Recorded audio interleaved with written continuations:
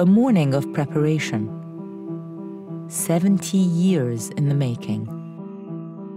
It all began in San Francisco in 1945. After some 70 million lives were lost to war, delegates, advisors, observers, and civil society from around the world arrived here, determined to find a path to renewal. A pledge which on June 26th was signed as the Charter of the United Nations. There were many who doubted that agreement could ever be reached by these 50 countries, differing so much in race and religion, in language and culture. 7 decades later to the day, the United Nations, many of its officials and staff, joined by ambassadors, dignitaries, and the public, come together to commemorate the principles upon which it was founded in the city of its birth. UN Secretary General Ban Ki-moon. They dare to believe in something bigger than person or country.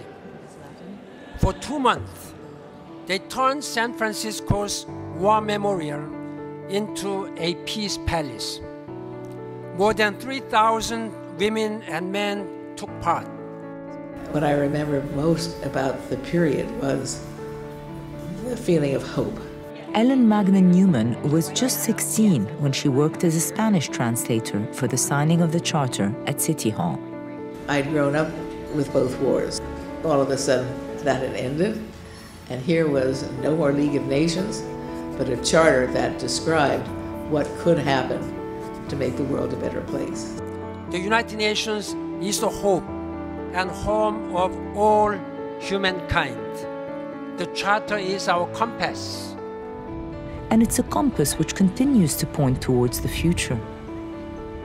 In many of the same meeting rooms in which the groundwork of the Charter was laid, today some of the world's top leaders in technology met to discuss just how technology can work with the UN to help solve modern-day problems. And change was on everyone's mind when on the same day, marriage equality was granted as a human right to all in the United States.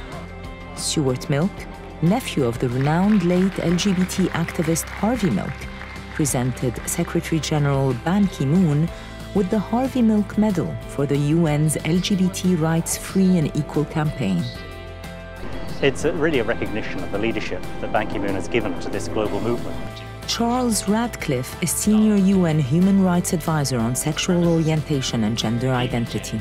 Many people are surprised to learn this softly spoken Korean gentleman who has emerged as a great advocate for equality for LGBT people around the world. And as walls to equality were broken down across the country on this day, other walls became a canvas.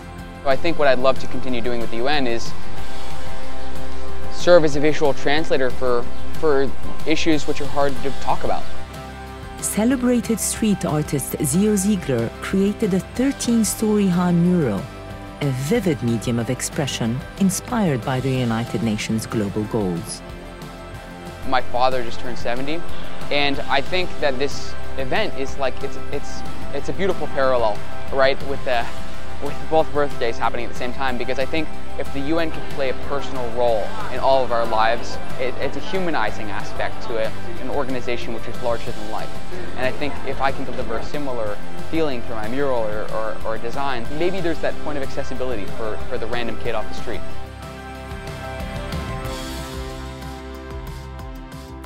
It's a mural that stands as a towering monument to the efforts and ideals that began 7 decades earlier, an enduring symbol of hope.